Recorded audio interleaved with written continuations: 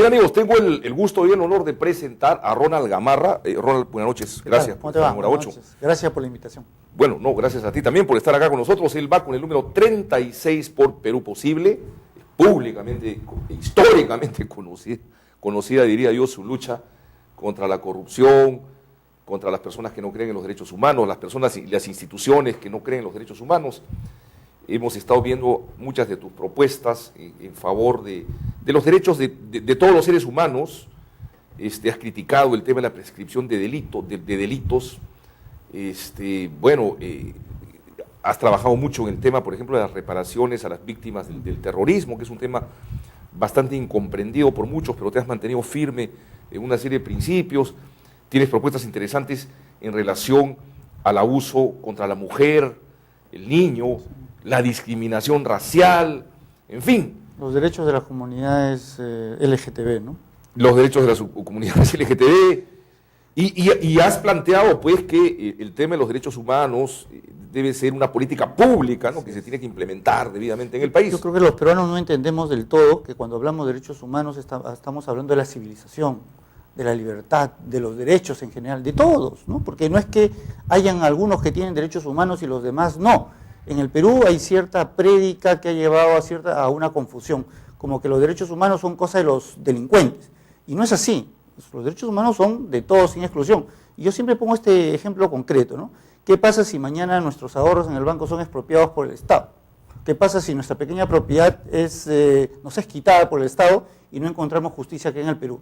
Tenemos que recurrir al Sistema Interamericano de Protección de Derechos Humanos, tenemos que invocar la Convención Americana y tenemos que recurrir a la Corte. La Convención y la Corte nos protegen absolutamente a todos, ¿sí? Porque todos tenemos derechos.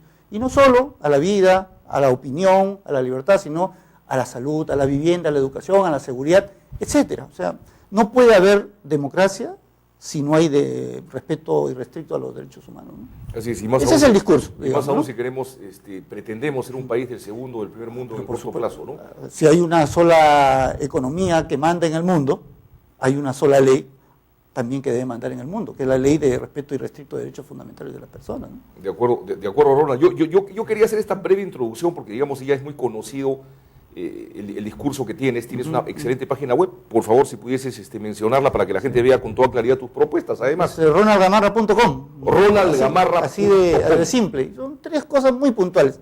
Recuperar el Congreso para la Democracia, hoy tomada por impresentables. En segundo lugar, lucha implacable contra la corrupción. Y en tercer lugar, respeto a los derechos de todos y de todas. Ese es básicamente mi compromiso. De acuerdo, ¿no? Y además el país entero, digamos, ha sido testigo de tu activismo, tu militancia en defensa de estos temas. Pero en esta entrevista yo voy a tratar de ser un poco sui generis y me voy a referir a dos temas, o a tres quizá, depende si nos alcanza el tiempo, que me parece que son vitales para luchar también contra la corrupción.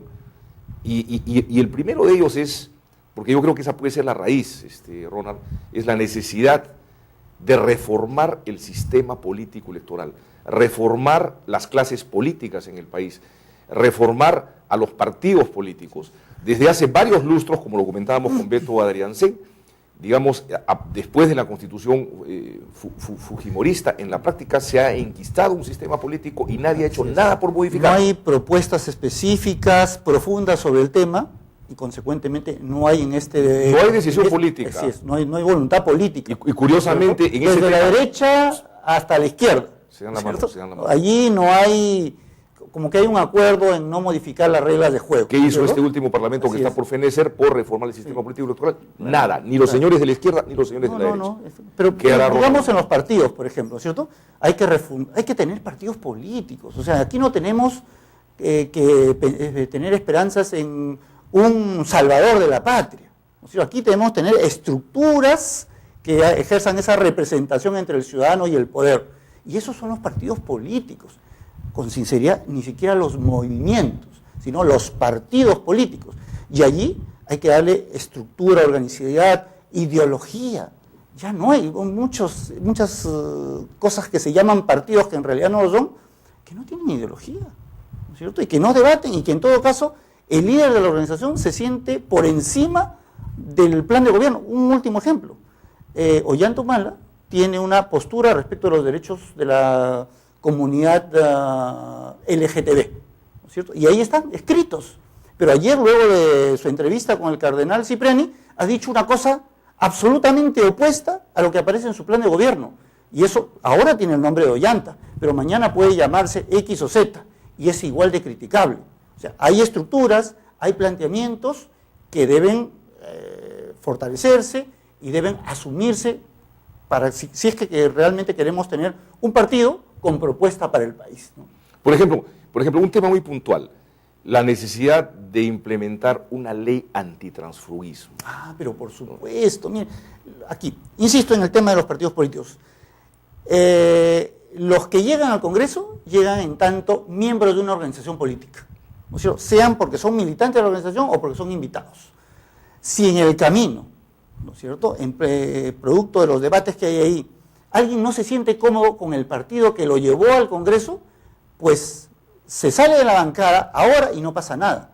Mi concepto es que si no está de acuerdo con el partido, tiene que renunciar a la organización y sale del Congreso. Y es el accesitario del partido quien lo reemplaza, ¿no? Hay que sacar una ley antitransfugismo, pero real. Mira, ahora ni siquiera son capaces de discutir la ley, ¿no es cierto? Porque claro, la mayoría está buscando la reelección, entonces está en campaña. Y siguen cobrando, seguramente están cobrando. La cantidad de tránsfugas que hay en circulación, ¿no es cierto? Mire, y en todos los partidos. Le sucedió a Perú Posible hace algunos años. Le ha sucedido al partido de nacionalista, O sea, y eso no le hace bien a los partidos políticos, no le hace bien a la democracia, no le hace bien al Perú, por supuesto. De acuerdo. Otro punto, por ejemplo, vital en nuestro concepto es la necesidad de reglamentar la ley de financiamiento de partidos políticos que el presidente Alan García se opuso. Eso, digamos, en buena cuenta, estimado Ronald, es contribuir a que de repente por ahí, consciente o inconscientemente, dinero mal habido del narcotráfico entre a financiar las actividades. Si el pueblo es el soberano, hay que educar al soberano. Yo sé que la gente no está de acuerdo con el financiamiento público a los partidos políticos. No está de acuerdo con eso.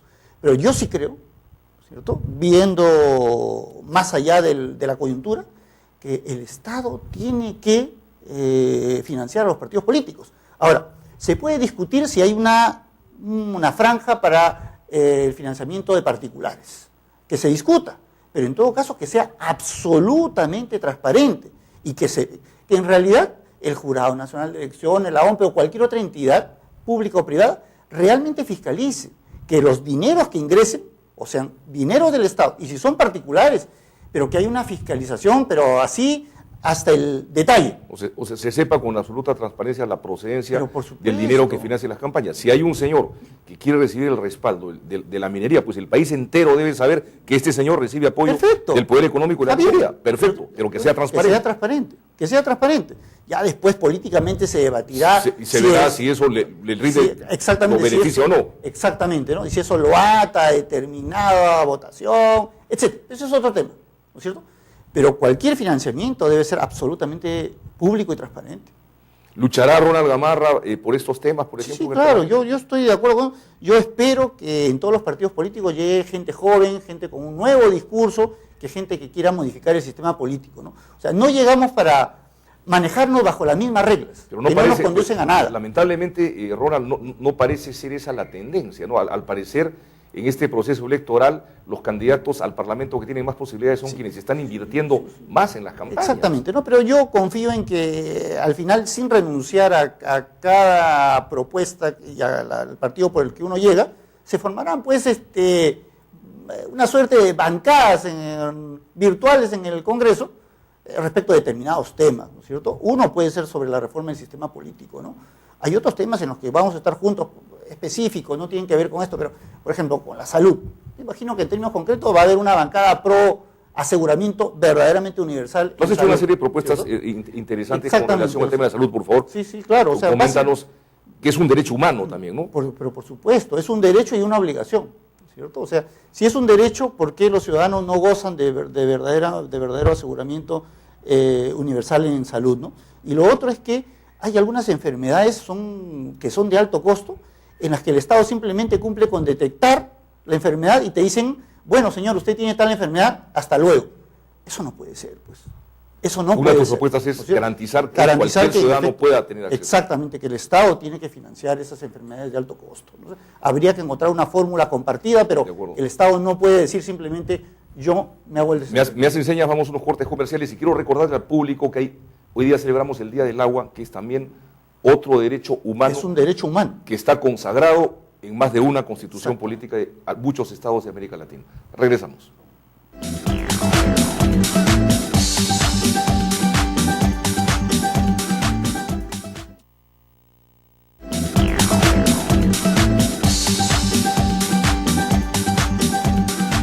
Bien, por sus hechos los reconoceréis. Es una frase que me parece que es de las Sagradas Escrituras, ¿no? Y ahí te quería yo preguntar, vamos al punto, o sea, ¿cómo, más allá del discurso político electoral, vas a contribuir a la implementación de una política anticorrupción? ¿Cuáles son los primeros pasos? Sí. Bueno, discutir un plan nacional de lucha contra la corrupción, uno en serio, uno que se implemente, ¿no es cierto? Pero y definir también la entidad que va a regir o que va a dirigir el sistema de la lucha contra la corrupción. Me parece muy importante. ¿Va a haber una entidad o vamos a seguir en la colaboración en la que no nos ponemos de acuerdo entre el Poder Judicial, Ministerio Público, Contraloría, Policía etcétera, Nacional, ¿no? Policía Nacional, etcétera? Pero básicamente yo creo que un plan nacional debe tener 3 fases. Una educativa, que es a largo plazo, que tiene que ver con los valores que le inculquemos a nuestros niños, a nuestros jóvenes, ¿no es cierto? Porque en adelante deben ser personas íntegras y que rechacen la corrupción, ¿no? Al corto plazo diría yo que se necesitan medidas de prevención y de represión. De prevención básicamente la idea es como que alumbrar con un reflector a la administración pública, hacer más complicado transparentar los actos de la función pública, cosa que cada vez es más complicado para un mal funcionario público cometer un acto de corrupción. Igual que los políticos. Igual que los políticos, ¿no? Transparentar. Iluminarlos. Exactamente, hay que saber, por ejemplo, si hay un proceso de contratación o licitación, cuáles son los términos de referencia, por qué se hicieron de esa manera, por qué se le concede la licitación a una empresa y no a otra, bajo qué condiciones, cómo se fiscaliza, etc. Y lo segundo es que haya una veeduría ciudadana, que los ciudadanos puedan tener la posibilidad de estar mirando cómo está trabajando ese funcionario público. Bueno, pero no vamos a evitar los actos de corrupción, la idea es reducirlos. Ahora, ¿qué hacemos con los funcionarios públicos corruptos? Bueno, yo no creo que la cárcel resuelva los problemas, pero por las consecuencias que tiene en el Perú la corrupción, que puede definir la diferencia entre la vida y la muerte, entre la salud y la enfermedad, entre la educación y el analfabetismo, yo creo que hay que aumentar las penas tienen que ser efectivas. Aún las penas ridículas de hoy día deberían ser efectivas. Te condeno a 6 meses, perfecto. Pero esos 6 meses te vas a Piedragordas o te vas a San Jorge, ¿no? Debe haber una reforma de la Policía Nacional y del Poder Judicial. Tiene que haber una reforma. En la que no tendrían que participar ni los policías ni los jueces, pregunto. Yo creo que sí. Pero no mayoritariamente. Tenemos que hacer alianza con los buenos policías y con los buenos magistrados. Por ejemplo, yo a nivel del Poder Judicial lo que propongo es lo siguiente. Cuando uno ingresa al Poder Judicial, tiene que saber o que vas a hacer carrera judicial o vas a hacer carrera de control interno. Carrera de control interno, desde el primer momento. Nunca vas a ser juez y nunca te vas a contaminar y nunca vas a entrar en componenda. Siempre vas a tener una carrera de control interno. Eso es lo que debe haber en el Poder Judicial y en el Ministerio Público, por ejemplo, ¿no? Pero yo lo que creo también es que debe haber imprescriptibilidad de los delitos de corrupción. Hay que fortalecer la Contraloría. No puede ser que solo el 10% de las funciones de la administración pública puedan ser fiscalizadas como sucede hoy en día con la Contraloría. La Contraloría tiene que entrar a todo. Y no solo ex post, ¿cierto? Tiene que estar mirando mientras los procesos de licitación y contrataciones se van produciendo. Ese es el tipo de reformas que hay que hacer, pero yo diría básicamente, voluntad política, que el presidente de la República, quien quiera que sea, tiene que acompañar los esfuerzos anticorrupción. Y lo segundo es que medidas efectivas en los primeros 6 meses, ¿no? Sabemos dónde están los bolsones de corrupción. Hay que entrarle con todo en los primeros 6 meses. Muchas gracias, Ronald Gamarra, candidato con el número 36 por la Alianza Perú Posible. Gracias, Ronald, y esperamos tenerte nuevamente. Amigos, tengan ustedes muy buenas noches. Doy pase a mis compañeros en Arequipa, Henry Zúñiga y Mariana Canedo.